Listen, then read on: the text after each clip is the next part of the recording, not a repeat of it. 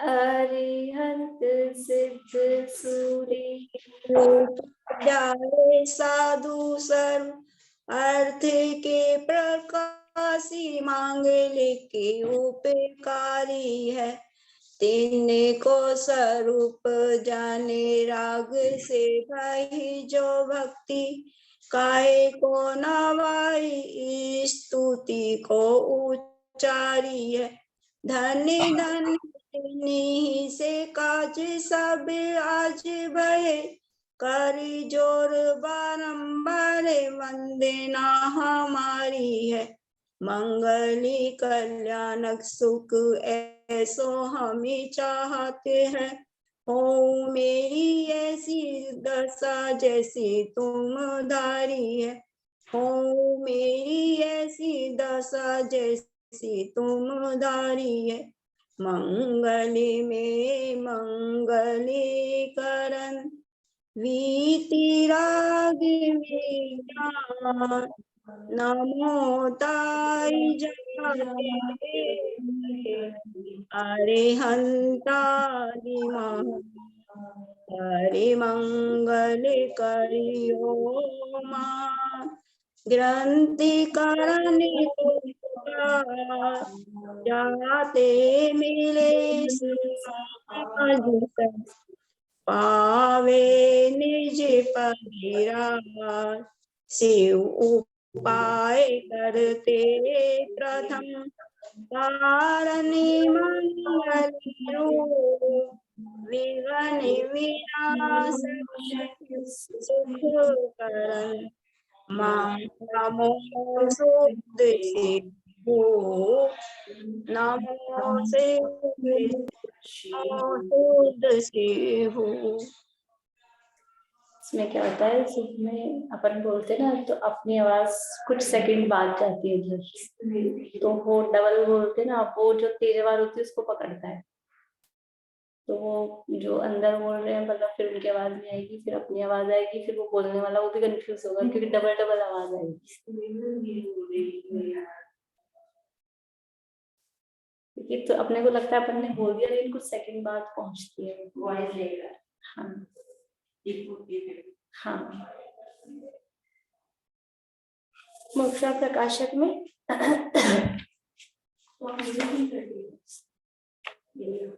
नहीं, मैं आज ही ऐसा हुआ ना, वरना मैं चुप रहती हूँ तो मुझे म्यूट करना नहीं पड़ता। नहीं तो आगे से मैं भी ध्यान रखूंगी, मैं इधर से म्यूट कर दूंगी।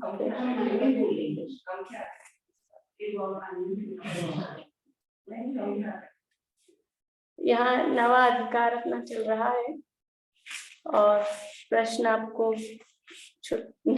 मिले नहीं है आगे।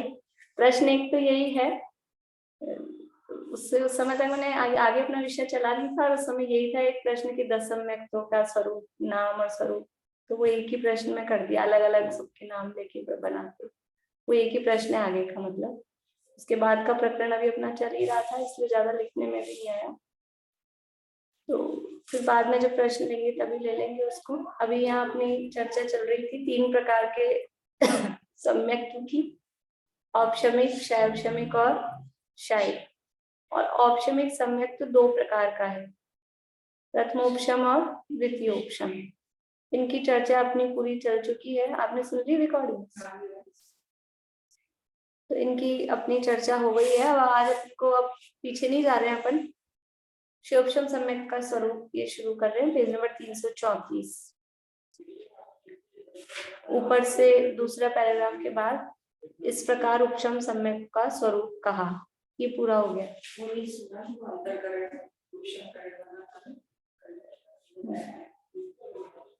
अब शैवोपशम ये उपशम सम्यक्त का स्वरूप कहा, आगे वाला पैराग्राफ पढ़ते हैं। जहां दर्शन मोह की 3 प्रकृतियों में से सम्यक्त मोहनीय का उदय हो, अन्य 2 का उदय न हो, वहां शैवोपशम सम्यक्त होता है। शैवोपशम का सामान्य सा अर्थ है, 2 शब्द दिख रहे हैं, शय और उपशम, 2 दिखते हैं और काम कितने होते हैं, काम 3 होते हैं, शय, उपशम और उदय। तो दर्शन मोह से संबंधित बात चल रही है, जो ये सम्यक्त की चर्चा है उसमें दर्शन मोह के हिसाब से देखा जाता है, निमित्त में। तो दर्शन मोह की 3 प्रकृतियां हैं। जो प्रथमोपशम या द्वितीयोपशम मतलब औपशमिक सम्यक्त था, उसमें दर्शन मोह की कितनी प्रकृतियों का उदय था पारुल? औपशमिक सम्यक्त में दर्शन मोह की कितनी प्रकृतियों का उदय है? एक भी नहीं, एक भी नहीं। सम्यक में क्या है उन सबका? उपशम है। सबका उपशम है, सब उपशमित है। ठीक है। अब शिवोपशम में क्या स्थिति है? किसी का उपशम किसी का उदय, ऐसी स्थिति है। तो दर्शन मोह की 3 में से एक का उदय है और अन्य 2 का उदय नहीं है। किसका उदय कराएं? किसी का भी मन चाहे कि नहीं, जो देशघाती प्रकृति होती है उसका उदय होना चाहिए। सर्वघाती का उदय आएगा तो वो गुण ही नहीं प्रकट होगा। तो उसमें से सम्यक्त मोहनीय है, वो देशघाती है। सम्यक्त मोहनीय मतलब सम्यक्त प्रकृति जिसे अपन बोलते हैं, उसका नाम है सम्यक्त मोहनीय। तो जहां दर्शन मोह की 3 प्रकृतियों में सम्यक्त मोहनीय का उदय हो, अन्य 2 का उदय न हो, वहां क्षयोपशम सम्यक्त होता है। उपशम सम्यक्त का काल पूर्ण होने पर यह सम्यक्त होता है। वह साधी मिथ्या दृष्टि के मिथ्यात्व गुणस्थान से व मिश्र गुणस्थान से भी इसकी प्राप्ति होती है। यानी यहाँ से शिवोपशम सम्यक्त का स्वरूप चालू कर दिया कि शिवोपशम सम्यक्त क्या है, कि जहां पर दर्शन मोह, यहाँ केवल दर्शन मोह को ही कंसीडर कर रहे हैं, अनंतानुबंधी को तो समझ लो साइड में रखा है, उसका भी उसके साथ में होता रहता है। तो दर्शन मोह की 3 में से सम्यक्त प्रकृति का उदय है और मिथ्यात्व और सम्यक मिथ्यात्व इनका उदय नहीं है। वो स्थिति कहलाती है शिवोपशम सम्यक्त। और कब होता है ये शिवोपशम सम्यक्त? कि उपशम सम्यक्त का काल पूरा होने पर ये शिवोपशम सम्यक्त होता है। किसी को सीधे हो जाए अनादि मिथ्या दृष्टि को, नहीं होगा। बिना औपशमिक सम्यक्त के शिवोपशम सम्यक्त नहीं हो सकता। तो औपशमिक सम्यक्त के बीच में हो जाएगा क्या? जैसे सासाधन बीच में आ जाता है। औपशमिक सम्यक्त का काल पूरा होने के बाद ही, अब वो काल जितना भी यथा योग्य है अंतर्मुख, उतना काल पूरा होने पर ही ये सम्यक्त होता है। और कोई मिथ्या दृष्टि है पहले गुणस्थान में है, तो साधी मिथ्या दृष्टि के मिथ्यात्व गुणस्थान से, यानी पहले गुणस्थान से डायरेक्ट शिवोपशम सम्यक्त प्राप्त हो जाए, अथवा तीसरे गुणस्थान में कोई जीव है, तीसरे गुणस्थान से भी ये शिवोपशम सम्यक्त प्राप्त किया जा सकता है। तीसरे गुणस्थान का नाम क्या है सुमन जी? सम्यक मिथ्यात्व मिश्र। सम्यक मिथ्यात्व। तो उस गुणस्थान में कौन सी प्रकृति का उदय होगा इन तीनों में से? सम्यक प्रकृति का। सम्यक प्रकृति का गुणस्थान का नाम क्या है? सम्यक मिथ्यात्व दोनों का। हाँ, सम्यक मिथ्यात्व का, मिश्र का। हाँ, हाँ। गुणस्थान का नाम है और वैसी की वैसी प्रकृति है। देखो मिथ्यात्व और मिश्रित 2 तो ऐसे हैं कि जो गुणस्थान का नाम है वही प्रकृति का नाम है, तो उस गुणस्थान में उसी प्रकृति का उदय होगा। मिश्र गुणस्थान में भी उसकी प्रकृति अलग ही है, तो मिश्र प्रकृति का उदय। 334। नहीं तो आपने ये 333 वाला भी कहाँ पढ़ा था? कैसे नहीं पढ़ा? उस दिन पढ़ दिया था मैंने, पिछली बार परसों मतलब फ्राइडे को मैंने पढ़ दिया था ये। हाँ? चर्चा क्योंकि हो गई थी अपनी। ये कब? नहीं, ये उपशम श्रेणी के सम्मुख होने। हाँ, फ्राइडे को पढ़ा था। नहीं, द्वितीय उपशम सम्यक्त। अरे लास्ट में मैंने पढ़ दिया था कि ये चर्चा अपनी हो चुकी है, इसको पढ़ लेते हैं, पढ़ लेते हैं वापस। नहीं, ये वैसे की वैसे ये इसकी जो प्रक्रिया है ना द्वितीयोपशम की, वही 3 करण होकर वही अंतरकरण उपशम करण सेम है। बस अंतर कहाँ है? अंतर वो है कि ये शिवोपशम सम्यक्त पूर्वक होगा और 7वें गुणस्थान में होगा। यहीं से आप दोबारा ले लो, इसमें लिख रहा है किसी को 6ठे 5वें 4थे में भी रहता है, ऐसा जानना। ये पूरा बताया था, चलिए ले लेते हैं, फिर से ले लेते हैं। 333 का लास्ट पैराग्राफ। ये नहीं पढ़ा था शायद? पढ़ तो दिया था। तथा उपशम श्रेणी के सन्मुख होने पर सप्तम गुणस्थान में शिवोपशम सम्यक्त से जो उपशम सम्यक्त हो उसका नाम द्वितीयोपशम सम्यक्त है। यहाँ करण द्वारा 3 ही प्रकृतियों का उपशम होता है, क्योंकि इसके 3 ही की सत्ता पाई जाती है। देखो आप लोगों को एक काम करना है, प्रश्न तो जब मैं दूंगी तब दूंगी, लेकिन अभी करना है ये काम कि प्रथमोपशम और द्वितीयोपशम में अंतर लिखने हैं आप लोगों को। तो यहाँ जो बातें आती जा रही है, अभी क्या अंतर आया कि प्रथमोपशम जो प्राप्त कर रहा है उसके दर्शन मोह की एक प्रकृति की, 2 की अथवा 3 की सत्ता हो सकती है, लेकिन जो द्वितीयोपशम सम्यक तो प्राप्त कर रहा है उसके 1 की सत्ता हो सकती है, नहीं हो सकती, 2 की हो सकती है, नहीं हो सकती, उसके दर्शन मोह की 3 प्रकृतियों की सत्ता पाई जाएगी। तो ये एक अंतर, और तो अंतर है ही जो है परिभाषाओं में और जो बीच में। समानता भी लिख सकते हैं, समानताएं क्या क्या है प्रथमोपशम और द्वितीयोपशम में। तो ये समानता आ रही है कि यहाँ करण द्वारा, यहाँ भी करण है, वहां भी करण है, 3 करण, और यहाँ भी अंतरकरण विधान से व उपशम विधान से उनके उदय का अभाव करता है। तो प्रथमोपशम में भी अंतरकरण और उपशमकरण हो रहा था, द्वितीयोपशम में भी अंतरकरण और उपशमकरण। तो अंतरकरण और उपशमकरण अपन ने समझा था उसमें, उस दिन व्हाइट बोर्ड से भी बताया था, तो उसको दोबारा समझाने की बात ही नहीं, इसलिए मैंने पढ़ दिया था। तो यहाँ पर भी अंतरकरण है, उपशमकरण है, उन विधान से उनके उदय का अभाव करता है, वही उपशम है। ये जो अंतरकरण किया और उपशमकरण किया उसी का नाम उपशम है। सो यह द्वितीयोपशम सम्यक तो सप्तम आदि 11वें गुणस्थान पर्यंत होता है। ये द्वितीयोपशम सम्यक 7वें से लेके 11वें गुणस्थान तक, ठीक है ना। हाँ, गुणस्थानों का अंतर है।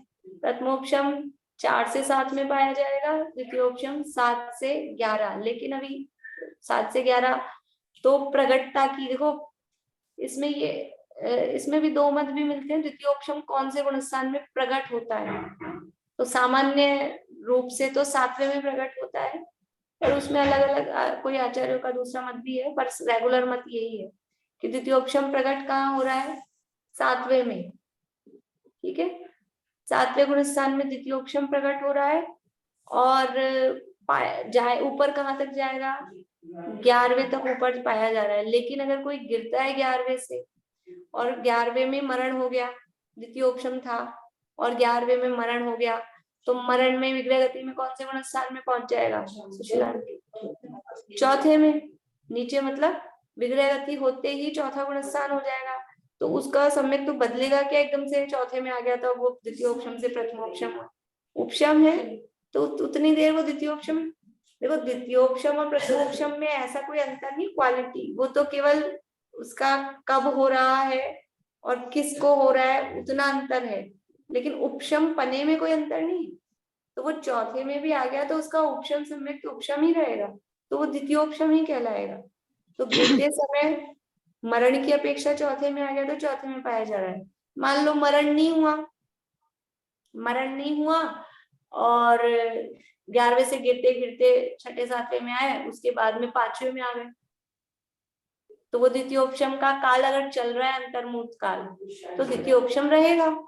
5वें के बाद बिना मरे ही चौथे में आ गए, मरण नहीं हुआ चौथे में आ गए, तो भी वो द्वितीयोपशम, मतलब उसका जब तक काल चल रहा है अंतर्मूर्त काल उतना काल तो वो रहेगा ही। तो वो गिरते समय किसी के 6ठे 5वें और चौथे में भी रहता है, ऐसा जानना। भाभी हाँ बोलो फिर। हाँ, ये अंतर भी रहेगा कि प्रथमोपशम में शायद मरण नहीं होता, ऐसा भी होता है क्या? हाँ, प्रथमोपशम में मरण नहीं होता, तो इसमें होगा, ये भी हो जाएगा। हाँ बोलो। विग्रह गति में रहेगा, हाँ विग्रह गति में रहता है।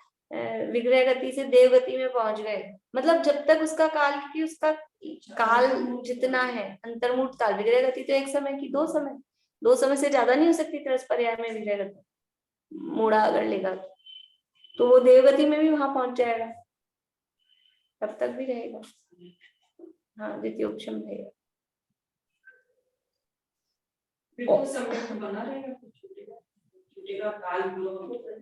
हो जाएगा, शोपशम हो जाएगा।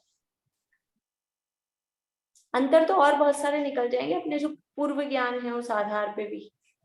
अभी तो मैं यहाँ पे जो आए ना विशेष खाली वो आपको बता रही हूँ, अपन ने जो पहले कुछ पढ़ा हुआ है उस आधार पे बता रहा हूँ। नहीं, और भी जो अपन ने पहले पढ़ रखा है उस आधार पे भी अंतर निकल जाएंगे। वो सबके मिलके फिर से हो जाएंगे ना, सब निकाल के लाएंगे तो हो जाएंगे, अपन कर लेंगे डिस्कस। भाभी तो ये द्वितीय उपशम और चारित मोह के लिए जो ध्यान लगाते हैं श्रेणी चढ़ने के लिए, वो दोनों एक ही काल में हो जाते फिर से बोलो बाबा। हैं?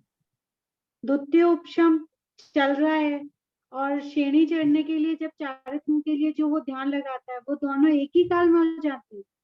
हाँ, द्वितीयोपशम हो ही इसीलिए रहा है कि इसके बाद अब शनि चढ़ना है, शनि चढ़ने के लिए द्वितीयोपशम हो रहा है, तो शनि चढ़ने से पहले द्वितीयोपशम हो जाएगा, फिर श्रेणी के काल में वो द्वितीयोपशम बना रहेगा। अच्छा, वो बना रहता है, जाता है। हाँ, सम्यक्त तो रहेगा ही ना, सम्यक्त के बिना श्रेणी कैसे चढ़ेगी, सम्यक्त तो बना ही रहेगा, लेकिन प्रकट पहले हो जाएगा, श्रेणी उसके बाद प्रारंभ होगी। उस अंतर्मुख काल में ही वो श्रेणी चढ़ के 8वां 9वां 10वां 11वां उस अंतर्मुख नहीं करेगा। मतलब काल अंतर्मूर्ति है, अंतर्मूर्ति काल अंतर्मूर्ति है, लेकिन श्रेणी का अंतर्मूर्त काल छोटा है, द्वितीयोपशम का अंतर्मूर्त काल बड़ा है। मतलब गुणस्थानों में भी गुणस्थानों के काल कम कम है, ऊपर ऊपर गुणस्थानों में। इस प्रकार उपशम सम्यक्त का, चलो एक पैराग्राफ और बीच का रह गया। इस प्रकार उपशम सम्यक्त दो प्रकार का है, सो यह सम्यक्त वर्तमान काल में शायिकवत निर्मल है, इसके प्रतीक पक्षी कर्म की सत्ता पाई जाती है, इसलिए अंतर्मूर्त काल मात्र यह सम्यक्त रहता है, पश्चात दर्शन मोह का उदय आता है, ऐसा जानना। यानी ये सम्यक्त वर्तमान काल में, यानी जिस समय, वर्तमान काल मतलब अभी पंचम काल वर्तमान नहीं, वर्तमान मतलब जिस समय ये वर्त रहा है, जिस समय उपशम सम्यक्त वर्त रहा है, मतलब जिस समय वो है उस समय ये शायिक के समान ही निर्मल है। औपशमिक सम्यक्त में और शायिक सम्यक्त में निर्मलता की दृष्टि से कोई अंतर नहीं, अंतर ये है कि सत्ता की अपेक्षा औपशमिक सम्यक्त वाले के सत्ता में दर्शन मोहनी कर्म है और शायिक सम्यक्त वाले के सत्ता में भी कर्म नहीं है, दर्शन मोहनी कर्म, ये अंतर है। लेकिन क्लियरिटी उस समय देखा जाए तो दोनों एक से क्लियर है बिल्कुल। निर्मलता की अपेक्षा शायिकवत निर्मल है, इसके प्रतिपक्षी कर्म की सत्ता पाई जाती है। प्रतिपक्षी कर्म मतलब दर्शन मोहनी, जो सम्यक्त का प्रतिपक्षी है, सम्यक्त का विरोधी है, उसकी सत्ता पाई जाती है, इसलिए अंतर्मूर्त काल मात्र ही ये रह पाता है। यदि वो सत्ता नहीं होती तो बना रहता हमेशा, लेकिन सत्ता है तो वो उदय में आता है, तो उसके बाद ये अंतर्मूर्त के बाद यहाँ लिखा है पश्चात दर्शन मोह का उदय आता है, ये सामान्य कथन समझना, पर वो किस किस का उदय आ सकता है वो अपने को पता है। अगर सत्ता नहीं तो शायिक ही है। हाँ, फिर उपशम ही नहीं रहेगा। इस प्रकार उपशम सम्यक का स्वरूप कहा। जहां दर्शन मोह की तीन प्रकृतियों में सम्यक्त मोहनी का उदय हो, अन्य दो का उदय न हो, वहां उपशम सम्यक्त होता है। उपशम सम्यक्त का काल पूर्ण होने पर यह सम्यक्त होता है, वह साधी मिथ्या दृष्टि के मिथ्यात्व गुण स्थान से व मिश्र गुण स्थान से भी इसकी प्राप्ति होती है।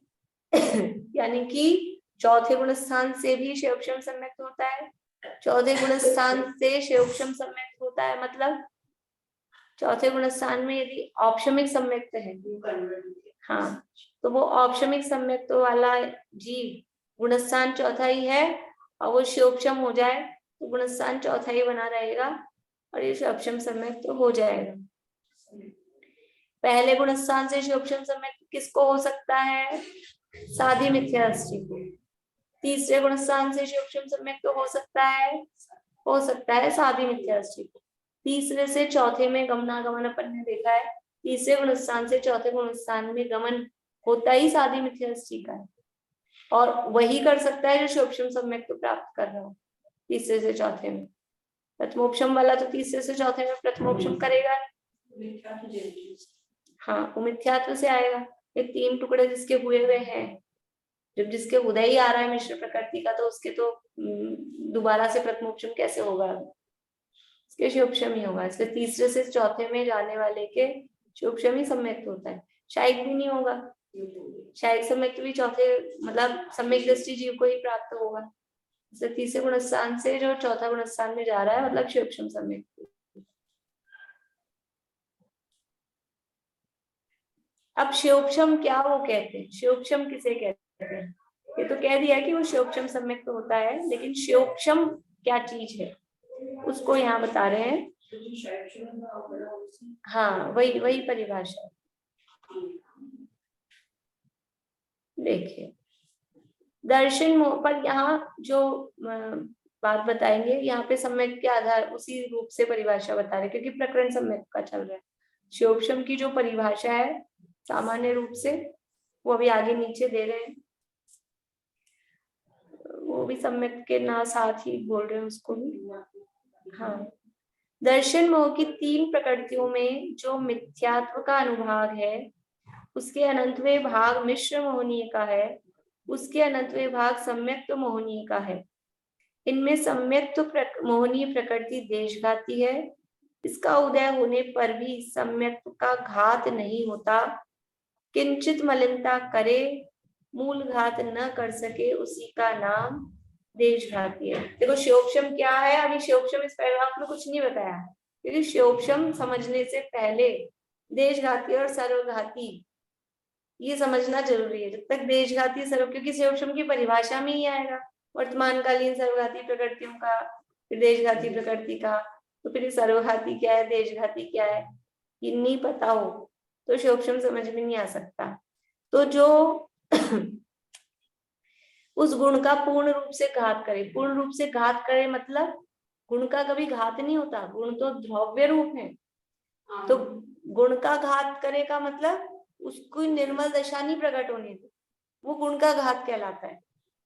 तो जो कर्म प्रकृति तत्संबंधी उससे रिलेटेड जो गुण है उसकी पूर्ण निर्मल पर्याय प्रकट नहीं होने दे रही, बिल्कुल भी नहीं प्रकट होने दे रही है, वो प्रकृति कहलाती है सर्वघाती। सर्वघाती, सर्व यानी पूरा संपूर्ण, घाती यानी घात करे, पूरा घात करे, कुछ भी गुण प्रकट नहीं हो पाए।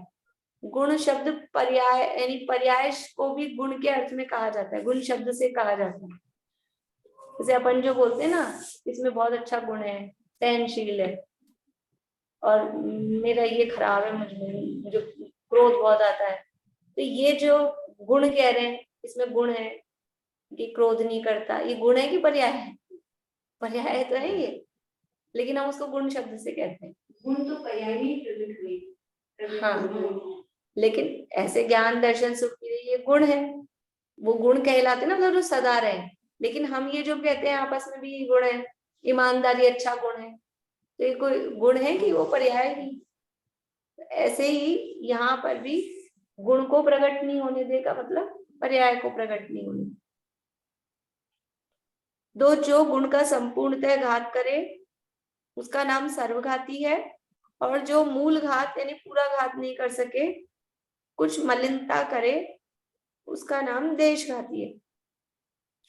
तो जो घातिया कर्म है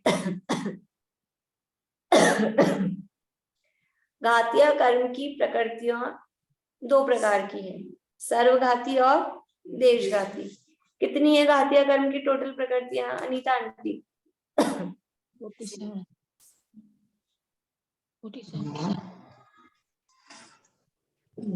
अभी बता घातिया कर्म की कुल प्रकृतियां कितनी है?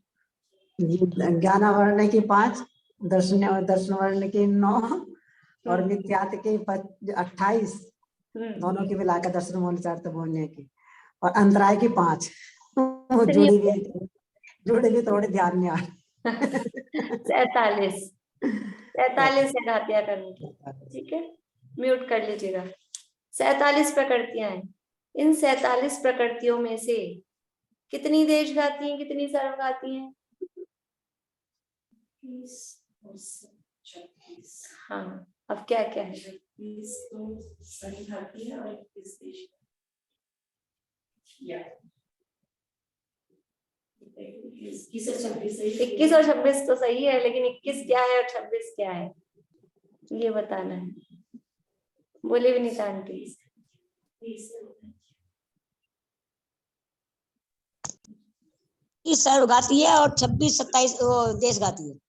26 की 27। है जी, बताओ नाम भी अलग अलग, हाँ अलग अलग बताओ, नाम भी बताऊं? नहीं नहीं, आप बोल रहे हो 26 या 27 सर्व देशघाती नहीं है, नहीं तो नहीं, 26 है। 21 सर्वघाती है और 26 देशघाती है। हाँ जल्दी बस बस बस बढ़िया।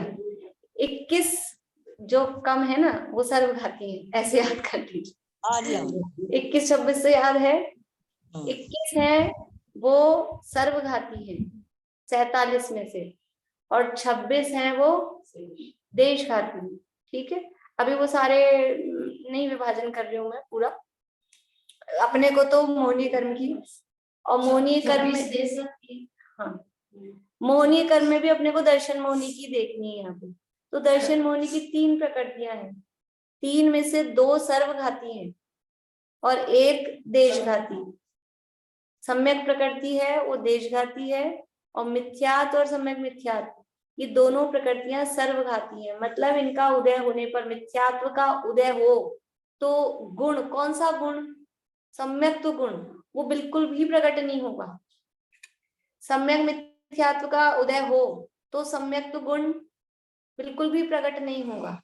तो गुण का पूरा घात करें ना, सर्वघाती है। लेकिन सम्यक प्रकृति का उदय होगा तो सम्यक तो गुण प्रकट होगा।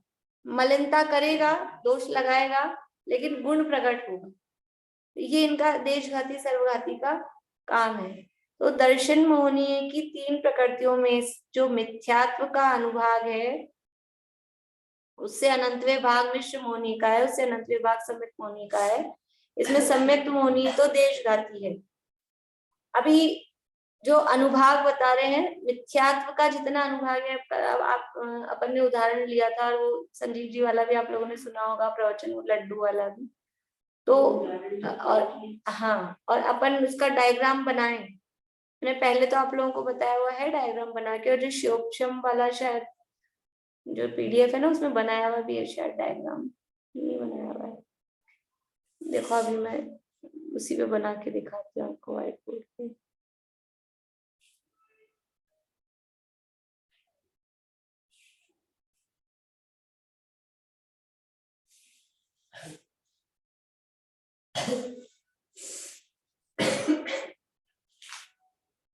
ये समझ लीजिए इतना बड़ा एक मिथ्यात्व था, एक ऐसा बनाया मैंने मिथ्यात्व। ठीक है, अब इसमें से ये 3 टुकड़े हुए, तो ये जो बड़ा टुकड़ा है, बड़ा टुकड़ा ये तो है मिथ्यात्व का।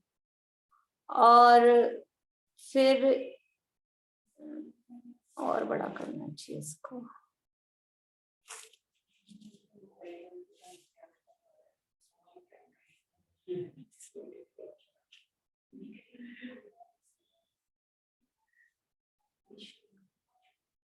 ये इतना तो है मिथ्यात्व, और वो आपको दिखाने के लिए थोड़ा बड़ा बना रही हूँ मैं।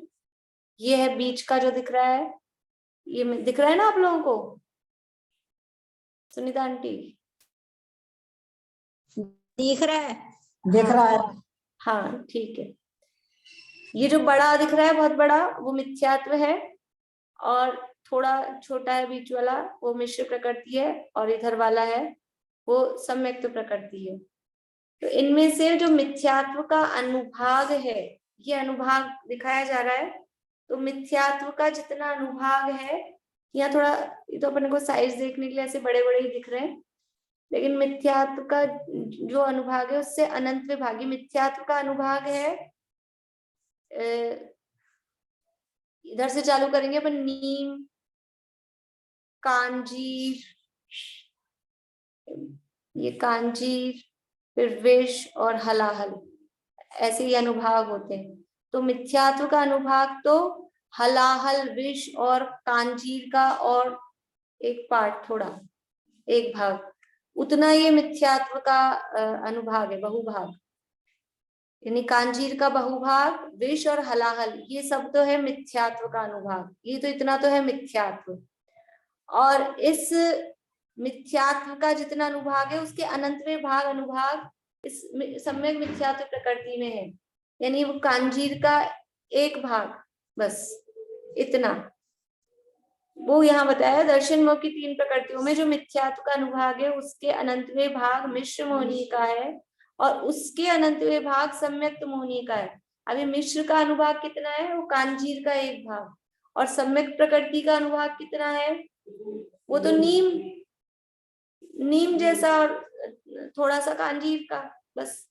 तो सम्यक प्रकृति का अनुभाग और कम है, भले ही वो अनुभाग में मतलब उसमें संख्या ज्यादा दिख रही है, मतलब अनुभाग का ऐसा बड़ा दिख रहा हो, लेकिन उसमें जो फल देने की शक्ति है, जैसे रसगुल्ले की चाशनी खूब सारी दिखती है, भली भी आधा डब्बा, लेकिन जो उसमें फल देने की शक्ति है, मीठापन है, वो बहुत कम है। और एक इतनी सी चाशनी हो लेकिन खूब गाढ़ी हो, तो उसमें फल देने की शक्ति ज्यादा है। तो मिथ्यात्व का अनुभाग बहुत गाढ़ा है, क्योंकि उसमें विष हलाहल ऐसी शक्ति है।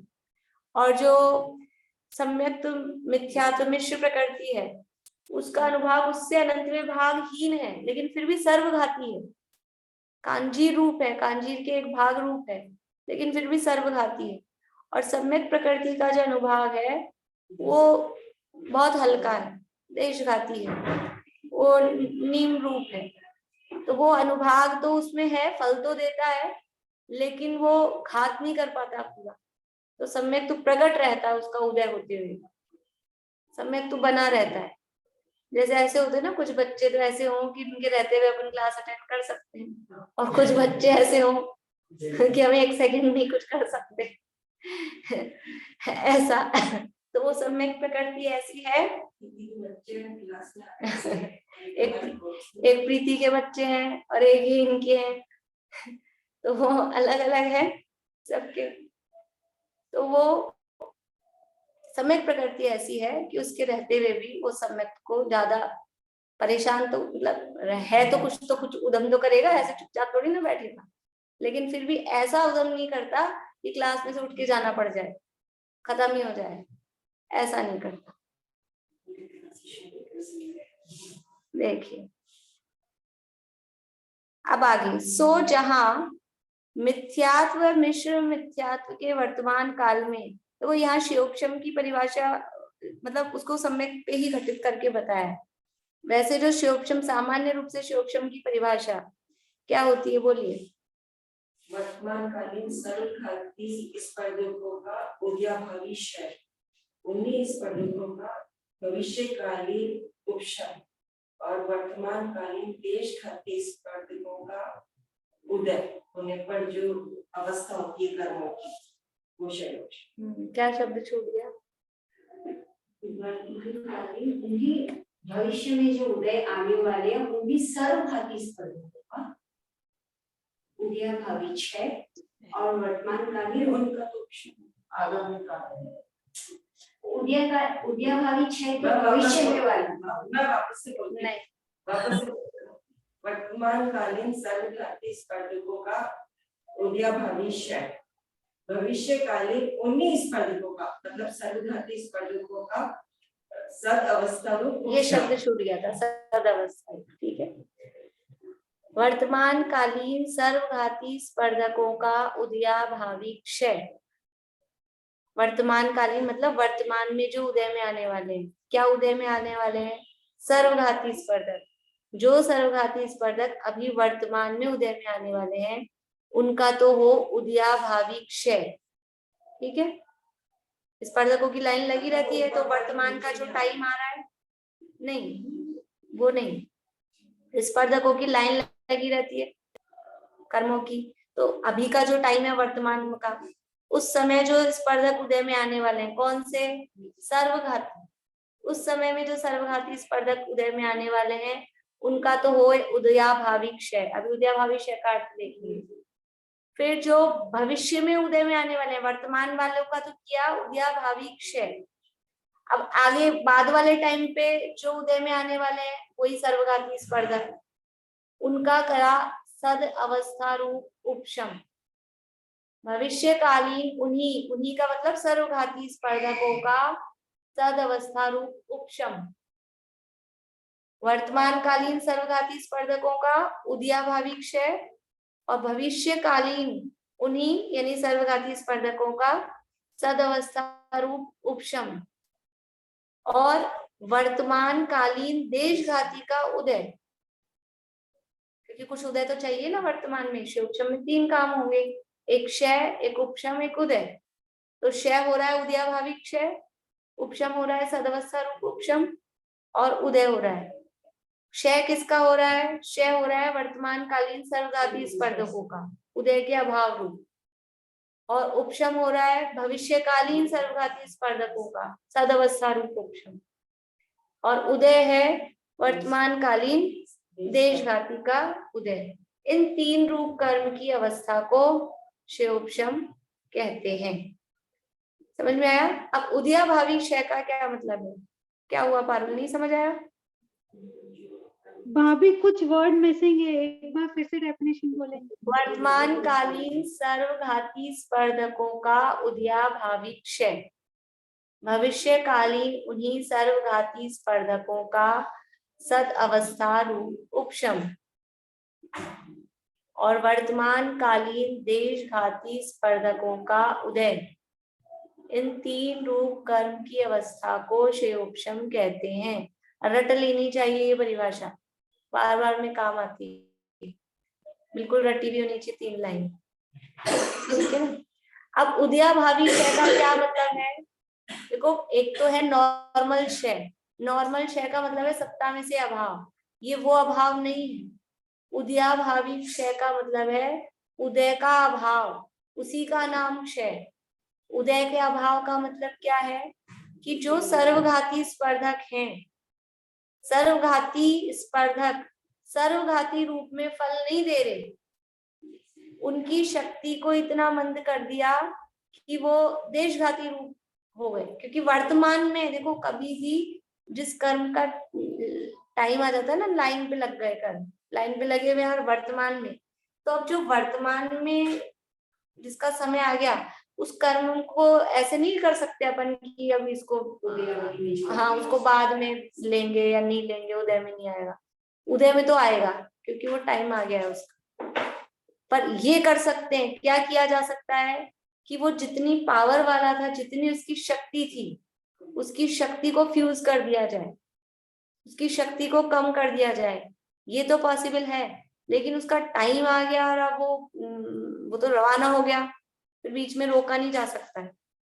तो वो कर्म का वर्तमानकालीन है ना, वर्तमानकालीन है तो उदय में तो आएगा, लेकिन फिर उसको क्षय कैसे कह रहे हैं कि वो था सर्वघाती, तो वो सर्वघाती रूप से उदय में नहीं आके और उसकी शक्ति को इतना मंद कर दिया, वो देशघाती में कन्वर्ट हो गया। हाँ, परिणामों के लिए तो वो देशघाती रूप होके उदय में आया, तो सर्वघाती रहा ही नहीं, इसलिए सर्वघाती का क्षय हो गया। उसके सर्वघात पने का क्षय हो गया। वो जो सर्वघाती पना था ना, उसकी जो क्वालिटी थी, उसकी जो नेचर थी सर्वघाती पने की, वो नेचर खत्म हो गई, इसलिए कहा कि क्षय हो गया। हाँ, विष और हलाल पना जो था वो उसमें से खत्म हो गया। ठीक है, तो वर्तमानकालीन सर्वघाती स्पर्धकों का उदयाभावी क्षय, ना तो क्षय असली क्षय है, असली क्षय नहीं है, लेकिन उसकी शक्ति खत्म की है, इसलिए उसको क्षय कहा है।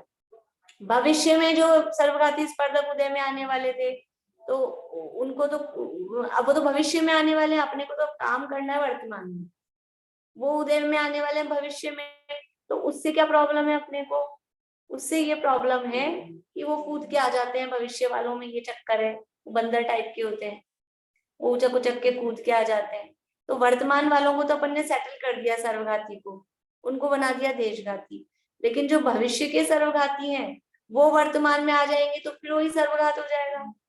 तो भविष्य में जो सर्वघाती स्पर्धक उदय में आने वाले हैं, उनको वहीं पे पॉज कर दिया, आप नीचे नहीं आ सकते हो, जिस जगह पे हो उसी जगह रुके रहो, स्टैचू। तो वो कहलाता है सद अवस्था रूप उपशम, यानी वो उदीर्णा होकर नीचे नहीं आ जाए। ऐसे तो नीचे आएंगे नहीं, उनका टाइम नहीं आया अभी, लेकिन उदीर्णा होके नीचे आ सकते हैं ना, तो उनको उदीर्णा के अयोग्य बना देना, उसका नाम है सद अवस्था रूप उपशम। जो भविष्य में आने वाले सर्वघाती स्पर्धक हैं उनको उदीर्णा न हो सके इस योग्य बनाना, वो कहलाता है सदवस्था रूप उपशम। तो अब सेटल हो गए सर्वघाती स्पर्धक, सब सेटल हो गए, वर्तमान वाले भी भविष्य वाले भी। तो अब वर्तमान में किसका उदय रहा? देशघाती। कुछ तो उदय आएगा ही ना, वो सर्वघाती भी देशघाती रूप हुए हैं, उनका भी उदय आएगा ही। हाँ हाँ, नेचर चेंज कर दी। बोलो पारो। भाभी मुझे उदय भाभी शय नहीं समझ में आया, क्योंकि शयोक्षम में मिथ्यात्व और सम्यक मिथ्यात्व का तो उदय ही नहीं है, वो तो सत्ता रूपी पड़े हैं। सत्ता में नहीं, उदय वर्तमान में। तो देखो जो भी सत्ता में है ना, वो हर समय के हिसाब से निषेध लाइन में लगे हुए हैं। सत्ता में पड़े हैं का मतलब ऐसे नहीं, देखो एक तो बाद वाले भी सत्ता में पड़े हैं, लेकिन वर्तमान वाले भी तो सत्ता में ही है ना। तो इस समय उदय में आ जाएंगे जब तो अभी उनका तो संक्रमण चल रहा है ना, अभी तो मिथ्यात्व ही चल रहा है। मान लो कोई मिथ्या दृष्टि, अभी अभी ये समझो कि कोई मिथ्या दृष्टि शोभन सम्यक तो प्राप्त करना चाह रहा है, तो अभी तो मिथ्यात्व में ही पड़ा है ना, तो वर्तमान काल में उसका मिथ्यात्व का उदय है कि नहीं है, तो वो सर्वघाती है कि नहीं है। तो वो जिस समय सम्यक तो प्राप्त करने का उसका टाइम होगा, जैसे अपन ने उपशम सम्यक में देखा था कि 20वें समय पर उसको सम्यक प्राप्त होना है, तो इस मिथ्या दृष्टि जीव को 20वें समय पे शोभम सम्यक तो प्राप्त होना है, तो उस 20वें समय पे भी वो मिथ्यात्व का उदय तो लाइन पे लगा है ना। वहां तो अपन ने गैप बनाया था, वहां तो अपन ने गैप कर लिया था, मिथ्यात्व था ही नहीं। अभी सुनो, अब एक मिनट, वहां तो अपन ने गैप बनाया था। अब यहाँ क्या करें, यहाँ पे भी वो मिथ्यात्व तो लाइन में लगा है ना, तो वो उदय में आएगा, और वो मिथ्यात्व है सर्वघाती। तो वहां पर वो जो लाइन में लगा है, अपने को 20वें समय पे सम्यक तो चाहिए, और वहां मिथ्यात्व लाइन में लगा है 20 से 30 समय के बीच में, है ना। यद्यपि इसका टाइम तो इतना सा तो है नहीं, लेकिन अभी उदाहरण में ऐसे तो वो जो मिथ्यात्व लाइन में लगा है, उस मिथ्यात्व को क्या करें, सर्वघाती है तो उसकी क्वालिटी को चेंज किया, उसके नेचर को चेंज किया और उसको देशघाती बनाया। तो देशघाती कैसे बनेगा? मिथ्यात्व तो सर्वघाती है, तो सम्यक मिथ्यात्व रूप, उस मिथ्यात्व की अवस्था को सम्यक मिथ्यात्व में कन्वर्ट। तो ये यद्यपि प्रथमोपशम सम्यक में तो वो थोड़ी देर पहले अनिवृत्तिकरण में ये अंतरकरण वाला काम हो जाता है, लेकिन यहाँ शोभन सम्यक में तो बस उसी, ऐसा नहीं इतनी देर पहले इतने समय पहले, ऐसा वो तो तत्काल वो होता है। भाभी सम्यक मिथ्यात्व का उदय आएगा तब भी तो वो उसको शयोक्षम सम्यक कैसे प्राप्त होगा? उसको तो सम्यक का ही उदय आएगा, सम्यक प्रकृति का ही। हाँ, तो वो दोनों को ही मैंने तो एक का नाम लेके समझाया, मिथ्यात्व और सम्यक मिथ्यात्व दोनों सर्वघाती लगे लाइन में, दोनों को ही उदयाभावी क्षय किया, दोनों को ही सदवस्था रूप उपशम किया, और केवल सम्यक प्रकृति का उदय। देखो उदय सम्यक प्रकृति का आ रहा है, बाकी दो भी तो है ना, उनको दबाना तो पड़ेगा ना, उनको कुछ तो करना पड़ेगा, नहीं वो उठ के आएंगे। तो वही तो मैं पूछना चाह रही हूँ, उनको वो दबा रहा है या संक्रमण कर रहा है, मतलब उसको सम्यक में चेंज कर रहा है? देखो उसको जब सम्यक तो प्राप्त करने की यानी जब प्रक्रिया हो रही है ना, तो उस समय उसको दबाना बोलेंगे, उदयाभावी क्षय और सदवस्था रूप उपशम बोलेंगे। और जब सम्यक तो प्राप्त हो जाता है, शोभम सम्यक तो है, तब वो ऐसा कहा जाता है कि मिथ्यात्व और सम्यक मिथ्यात्व सम्यक प्रकृति रूप होकर उसमें कन्वर्ट होके आ रहे हैं, तब ऐसा कहा जाता है। वर्ड चेंज है, भाव एक ही है। भाव मतलब उस समय फिर वो उदयाभावी, क्योंकि वो एक बार कर दिया ना उनका, जब शोभम सम्यक तो प्राप्त कर रहा है, शोभम सम्यक तो प्राप्त करने के लिए दो करण चाहिए होते हैं, अधःकरण और अपूर्व करण।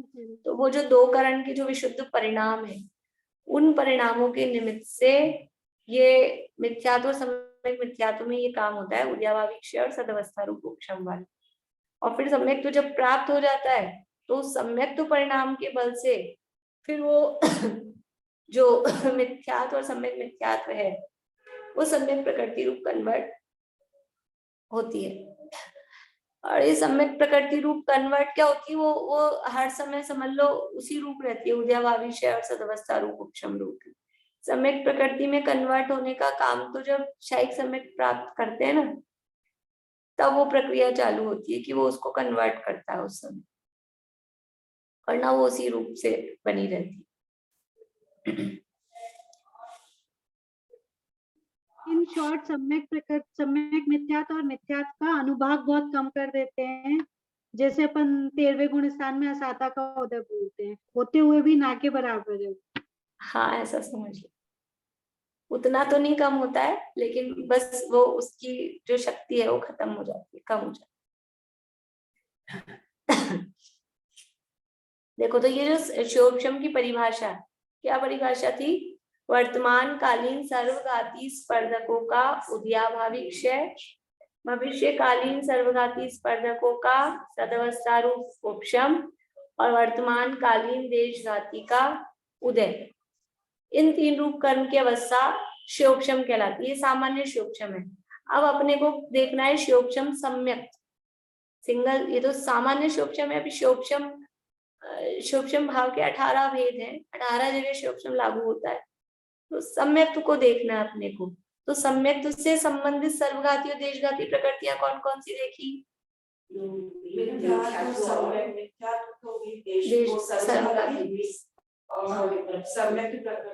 देशघाती। मिथ्यात्व और सम्यक मिथ्यात्व हो गई सर्वघाती, और सम्यक प्रकृति हो गई देशघाती।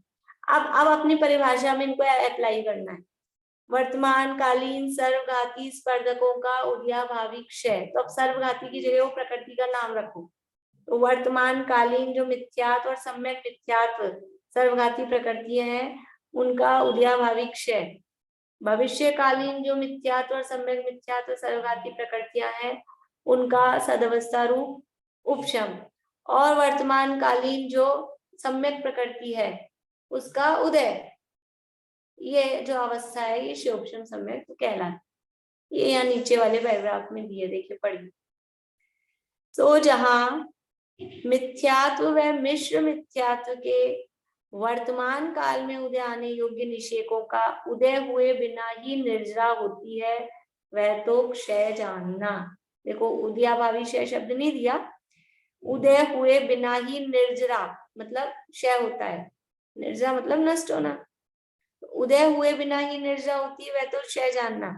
अभी कह रहे हैं उदय हुए बिना, लेकिन वास्तव में कभी भी कोई भी कर्म बिना उदय के नष्ट नहीं होता। कर्मों के आश्रव के द्वार से आता है, बंधता है, और निर्जरा उदय के द्वार से ही, ततश्च निर्जरा, उदय होने के बाद में ही उसकी निर्जरा होती है। तो फिर कैसे कह रहे हैं उदय हुए बिना?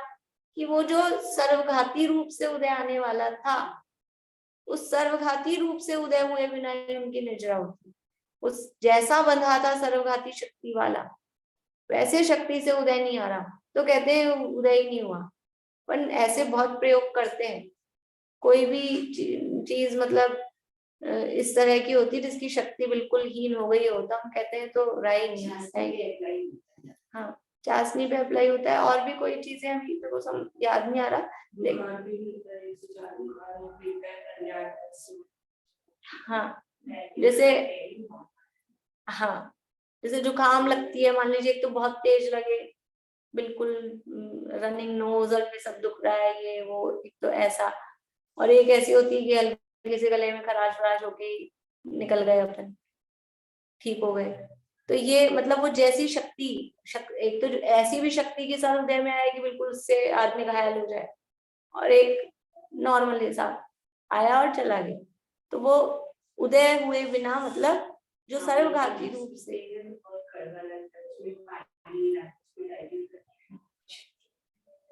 उदय हुए बिना, यानी उसकी शक्ति जो थी वैसी, उस शक्ति को घात करके वो जो निर्जरा होती है, वह तो क्षय जानना। और इन्हीं के मतलब मिथ्यात्व और मिश्र मिथ्यात्व के आगामी काल में उदय आने योग्य निषेकों की सत्ता पाई जाए, वही उपशम है।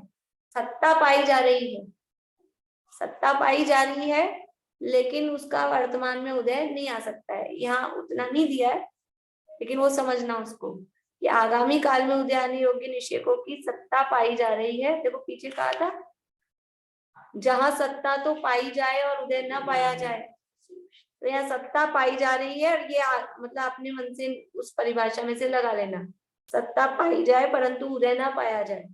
तो उदय नहीं पाया जाए मतलब ना उदय है ना उदीर्णा है। उदीर्णा से भी तो उदय ही आएगा ना, तो उदय नहीं है किसी भी रूप में, उदय रूप में भी उदीर्णा रूप में भी, उसका नाम उपशम यानी सदवस्था रूप उपशम है। और सम्यक तो मोहनीय का उदय पाया जाता है, ऐसी दशा जहां हो सो क्षय उपशम है। इसलिए समल तत्वार्थ श्रद्धान हो वह क्षय उपशम सम्यक है। समल यानी मल सहित जो तत्वार्थ श्रद्धान, जहां निर्मल तत्वार्थ श्रद्धान है लेकिन प्रतिपक्षी कर्म की सत्ता है वो औपशमिक सम्यक्त, और जहां पूर्ण रूप से निर्मल तत्वार्थ श्रद्धान है, जहां बिल्कुल भी प्रतिपक्षी कर्म की सत्ता भी नहीं है, वो शाही सम्यक्त, और जहां मल सहित तत्वार्थ श्रद्धान है उसका नाम क्षयोपशम सम्यक्त है। इस तरह से ये क्षयोपशम सम्यक्त की परिभाषा यहाँ अपन ने देखी है। अभी आगे इसमें और है, तो कल करेंगे फिर आगे चर्चा। भाभी तो जो शायिक सम्यक पाते हैं उसके लिए भी कुछ करण वगैरह कुछ करना पड़ता है? शायिक हाँ, सम्यक शायिक के लिए। सम्यक के लिए 2 बार करण करने पड़ते हैं, 2 बार 3 करण। तो वो कौन से गुण स्थान में होते हैं? वो भी आगे आएगा, शायिक सम्यक का स्वरूप आने वाला है ना, तीनों का ही आएगा। बोलिए। इस हिसाब से जो उपशम की जो डेफिनेशन है वो सदवस्था उपशम ही उपशम समय इस सत्ता में तो है लेकिन उदय में नहीं है, तो सदवस्था उपशम। लेकिन वो उपशम करण, एक जो क्षयोपशम सामान्य क्षयोपशम होता है ना, सामान्य क्षयोपशम में जो सदवस्था रूप उपशम है और यहाँ उपशम सम्यक में जो उपशम है थोड़ा सा अंतर है, क्योंकि ये उपशम करण पूर्वक उपशम किया गया है विशेष परिणामों पूर्वक, और ऐसे अपने को ज्ञान दर्शन वीर्य आदि का जो क्षयोपशम है उसमें जो सदवस्था रूप उपशम होता है एक सामान्य, वो थोड़ा अंतर परिणामों के हिसाब से आएगा। ऐसे क्षयोपशम चलता है उसके लिए विशुद्धि नहीं, ऐसे कोई जरूरत नहीं है ज्ञान दर्शन वीर्य का जो क्षयोपशम है, लेकिन श्रद्धा का जो क्षयोपशम ये होता है सम्यक्त्व के संबंध में, वह विशेष पुरुषार्थ।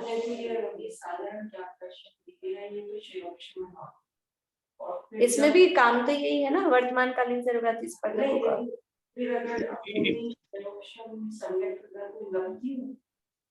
लब्धि नहीं, लब्धि तो अंतराय कर्म के अभाव से ना, दान लाभ भोग उपभोग विधि, वो 5 लब्धियां वो है, और ये 5 लब्धियां एक सम्यक की पूर्ति क्षयोपशम विशुद्धि देशना, वो लब्धि, वो तो लब्धि ये जो क्षयोपशम लब्धि है उसमें, और जो क्षयोपशम लब्धि में तो अंतराय कर्म, क्षयोपशम लब्धि जो 5 लब्धियों में आती है क्षयोपशम विशुद्धि देशना, वो क्षयोपशम लब्धि तो इसमें कहा था ना ज्ञानावरणादि कर्मों का ऐसा क्षयोपशम जिससे कि तत्व विचार हो सके, वो क्षयोपशम लब्धि, वो क्षयोपशम लब्धि अलग, और एक सामान्य क्षयोपशम तो सभी जीवों के ना एक इंद्रिय से अपन ने अंतर तो किया था उस समय, क्षयोपशम में और क्षयोपशम लब्धि में अंतर किया था उस समय। क्षयोपशम तो सबको एक इंद्रिय से पंचेंद्रिय तक, लेकिन क्षयोपशम लब्धि वो तो सैनी पंचेंद्रिय को ही हो सकती है, उसमें भी सबको नहीं है, जो तत्व विचार करेगा उसको हो, सबको नहीं हो सकती। करण 2 बताए थे ना, अधय करण और दूसरा अपूर्व करण, अपूर्व करण क्षयोपशम सम्यक, मिथ्या दृष्टि ही करेगा कर्म विचार, सम्यक दृष्टि तो क्या करता है, लेकिन मिथ्या दृष्टि करती है तो उसको लब्धि कहलाएगी। हाँ, मिथ्या दृष्टि की तो होगी, सम्यक दृष्टि के बाद तो सम्यक के लिए तो होगी वो लब्धि, मिथ्या दृष्टि को। चलिए, और किसी को कुछ पूछना है? आशा आंटी आपको, हाँ बोलिए आशा आंटी। मैं कुछ बताऊं क्या, क्या समझ पाई नहीं? हाँ हाँ बोलिए। पूरे ढंग से तो खोलते नहीं, ढंग से खोला।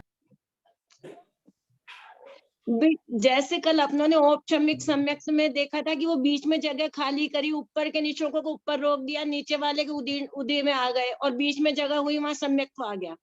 हाँ कल औपचारिक में ऐसा देखा था ना? हाँ ऐसा ही था ना, औपचारिक में यही था ना? हाँ अभी क्षायक श्रमिक में क्या है कि जो ऊपर वाले जो निश्चय आने वाले थे उनकी सर्वघाती प्रकृतियों को दबा दिया और ऊपर ही रोक दिया उनको। जो आगे आने वाली उदीर्णा थी उनकी सर्वघाती स्पर्धकों को रोक दिया और उनको ऊपर ही रोक दिया, और जो वर्तमान में थे उनके भी सर्वघाती निश्चयकों को रोक के देशघाती का उधर रख लिया। ऐसा है क्या? वर्तमान के थे उनको रोकना नहीं बोलेंगे, वर्तमान का तो रुक सकता है, वर्तमान वाले सर्वघाती को देशघाती बना के लेकर आए, वर्तमान वालों को भी देशघाती बना दिया। हाँ।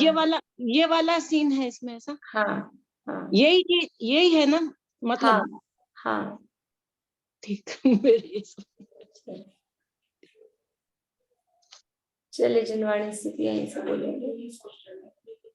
कोई सर्वघाती और देशघाती वो कोई और कर्म सर्वघाती की देशघाती हो जाती है। सर्वघाती देशघाती करनी होती है देशघाती सर्वघाती घातिया कर्म में।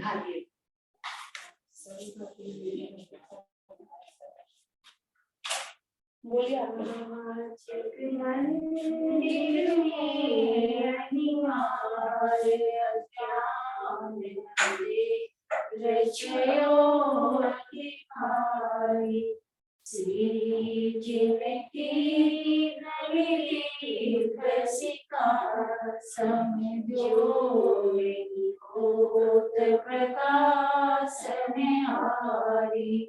तो किस भांति पदार्थ भांति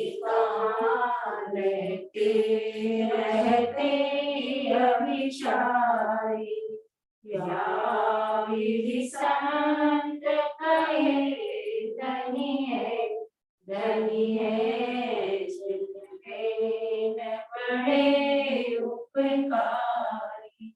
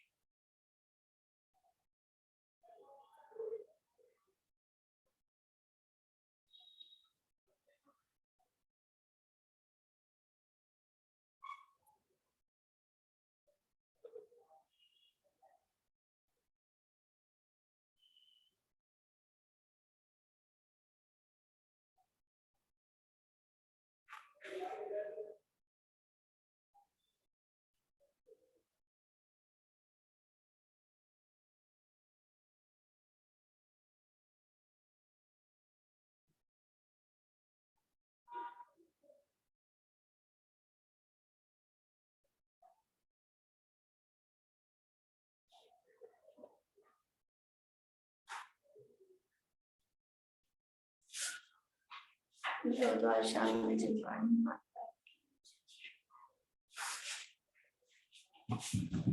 जय श्री देखो।